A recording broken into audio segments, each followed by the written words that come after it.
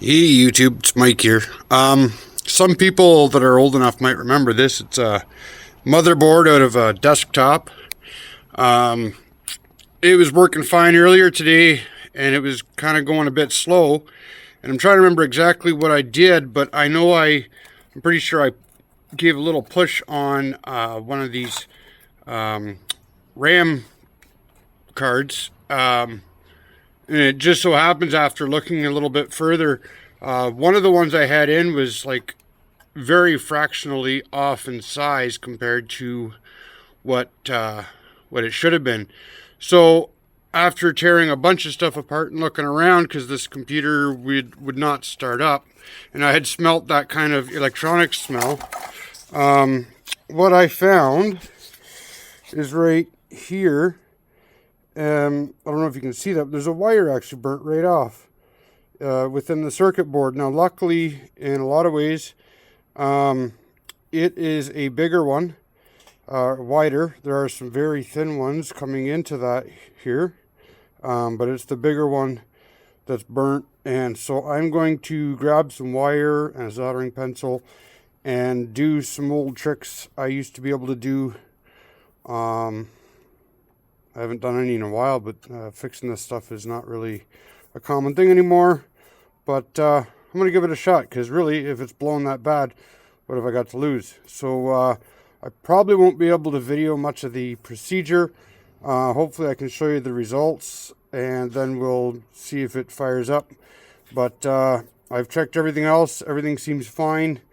And what I was going to say is, I think one of these lugs here, the standoffs, are not very thick on this one, and I'm wondering if something's shorted out, because this is, of course, where those memory or RAM cards go in, and I'm guessing something went a bit hairy there. So hopefully I'll have something cool to show you, because it'd be nice to get something up again here.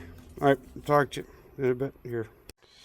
All right, so here is the area I fixed. Now, I probably should have left it uncovered, but what I ended up doing, I have the rest of it here. I don't know if you can see that, but I took 4 strands of a piece of small wire, automotive type copper, I guess, and I soldered them in a line here. And basically, where I needed to bridge the gap, I had a bit of space to play. I laid that in there, soldered it down, and then basically soldered each end, because the center was all burnt up. And once I had the ends down, I could kind of rejoin everything.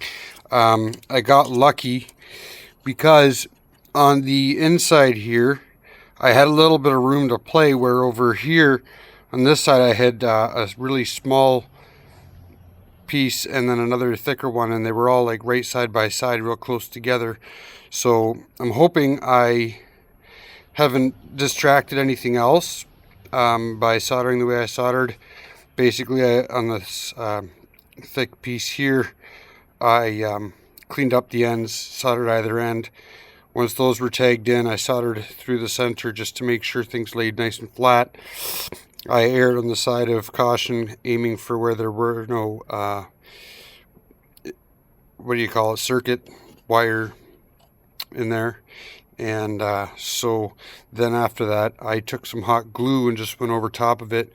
You'll see now I took, because I'm not sure if one of these studs hit something, but I put a little blob of hot glue on them to kind of make sure they're extra insulated, in case there is a bit of a warp in general over this board.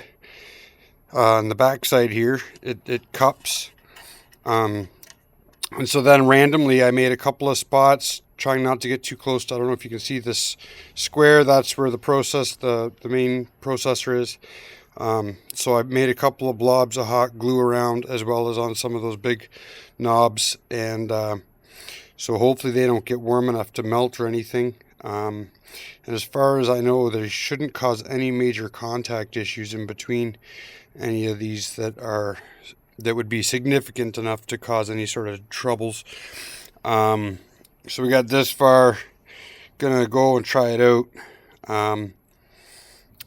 Just got to put it back in, hook it up, stick the power unit back in because I tore it apart and cleaned it out and checked it.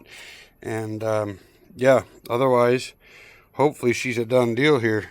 But we'll see. I guess you'll know if it worked because I'll probably need this computer to upload the video. All right, let's check back in a minute. Well, YouTube, I tell you what, not many people would have expected that you could solder something back together like that on a motherboard and have it work out. But what do you know?